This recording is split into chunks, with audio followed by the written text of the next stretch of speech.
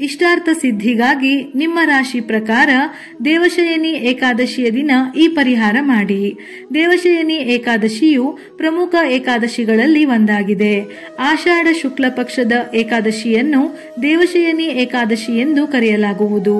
ಈ ವರ್ಷ ಜುಲೈ 17 ಅಂದರೆ ನಾಳೆ ಬುಧವಾರ ದೇವಶಯನಿ ಏಕಾದಶಿಯನ್ನು ಆಚರಿಸಲಾಗುವುದು. ಈ ಏಕಾದಶಿಯ ನಂತರ ಶ್ರೀ ವಿಷ್ಣುದೇವ ಯೋಗ ನಿದ್ರೆಗೆ ಜಾರುತ್ತಾರೆ. 4 ತಿಂಗಳವರೆಗೆ ಶ್ರೀ ವಿಷ್ಣು ಯೋಗ ನಿದ್ರೆಯಲ್ಲಿರುತ್ತಾರೆ.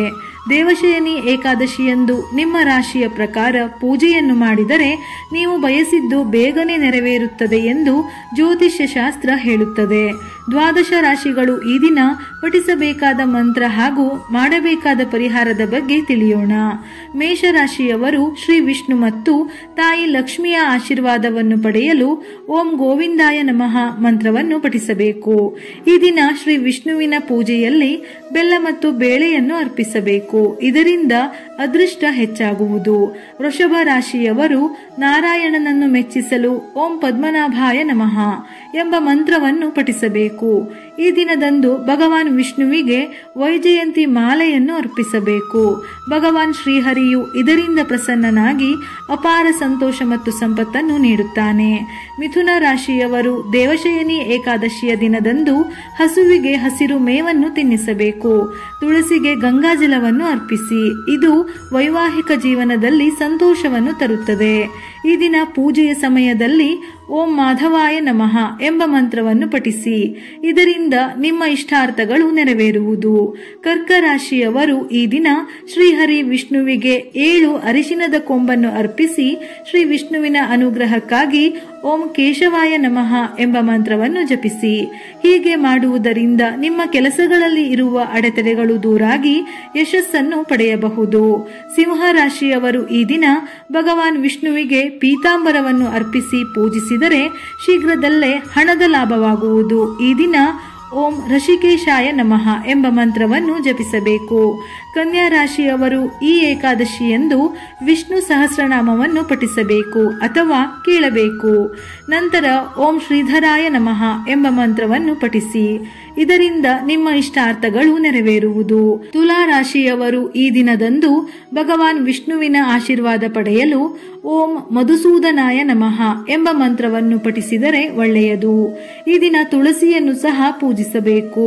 ವೃಶ್ಚಿಕ ರಾಶಿಯವರು ವೃತ್ತಿಯಲ್ಲಿ ಯಶಸ್ಸನ್ನು ಪಡೆಯಲು ಶ್ರೀ ವಿಷ್ಣುವಿನ ಪೂಜೆಗೆ ಜೇನುತುಪ್ಪ ಮೊಸರನ್ನ ಅರ್ಪಿಸಬೇಕು. ನಂತರ ಓಂ ಕೇಶವಾಯ ನಮಃ ಎಂಬ ಮಂತ್ರವನ್ನು ಪಠಿಸಬೇಕು. ಧನು ರಾಶಿಯವರು ದೇವಶಯನಿ ಏಕಾದಶಿಯ ದಿನದಂದು ವಿಷ್ಣುವಿಗೆ ತೆಂಗಿನಕಾಯಿಯನ್ನು ಅರ್ಪಿಸಿ ಪೂಜೆ ಮಾಡಬೇಕು. ನಂತರ ನೈವೇದ್ಯ ಮಾಡಿರುವ ಈ ತೆಂಗಿನಕಾಯಿಯನ್ನು ಪ್ರಸಾದವನ್ನಾಗಿ ಸ್ವೀಕರಿಸಿ ಉಪವಾಸ ಮುರಿಯಬೇಕು. ಇದರಿಂದ ಎಲ್ಲ ದುಃಖಗಳು ದೂರವಾಗುತ್ತವೆ. ಈ ದಿನ ನೀವು ಓಂ ಮಾಧವಾಯ ನಮಃ ಎಂಬ ಮಂತ್ರವನ್ನು ಪಠಿಸಬೇಕು. ಮಕರ ರಾಶಿಯವರು ಈ ಏಕಾದಶಿಯಂದು ಸಪ್ತದಾನವನ್ನು ದಾನ ಮಾಡಿದರೆ ಒಳ್ಳೆಯದು.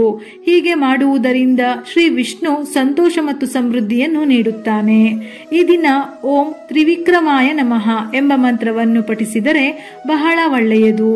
ಕುಂಭರಾಶಿಯವರು ಈ ದಿನ ತುಳಸಿಯನ್ನು ಅಲಂಕರಿಸಿ ಪೂಜಿಸಬೇಕು. ಇದರಿಂದ ಮಕ್ಕಳ ಭಾಗ್ಯ ಸಿಗುವುದು. ವೈವಾಹಿಕ ಜೀವನದಲ್ಲಿ ಸಂತೋಷ ಇರುತ್ತದೆ. ತಮ್ಮ ಇಷ್ಟಾರ್ಥ ಸಿದ್ಧಿಗಾಗಿ ಓಂ ಶ್ರೀಧರಾಯ ನಮಃ ಎಂಬ ಮಂತ್ರವನ್ನು ಪಠಿಸಬೇಕು. ಮೀನರಾಶಿಯವರು ಈ ದಿನ ಬ್ರಾಹ್ಮಣರಿಗೆ ಊಟ ಹಾಕಿ ಗೋಶಾಲೆಯಲ್ಲಿ ದಾನ ಮಾಡಬೇಕು.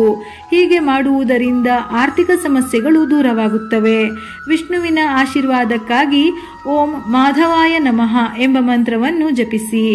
ಮೇಲೆ ಹೇಳಿದ ಪರಿಹಾರಗಳನ್ನು ಮಾಡಲು ಸಾಧ್ಯವಾಗದೇ ಇದ್ದರೆ ಪ್ರತಿಯೊಬ್ಬರೂ ಏಕಾದಶಿಯ ಪೂಜೆಯಲ್ಲಿ ಭಕ್ತಿಯಿಂದ ತುಳಸಿ ಹಾಗೂ ಶ್ರೀ ವಿಷ್ಣುವಿಗೆ ತುಪ್ಪದ ದೀಪ ಹಚ್ಚಿ ಪೂಜಿಸಿದರೂ ಒಳ್ಳೆಯ ಫಲಗಳು ಪ್ರಾಪ್ತಿಯಾಗುತ್ತದೆ. ಇದೇ ರೀತಿಯ ಮನಮುಟ್ಟುವ ಉಪಯುಕ್ತ ಮಾಹಿತಿಗಳಿಗಾಗಿ ಮತ್ತೆ ಭೇಟಿಯಾಗೋಣ.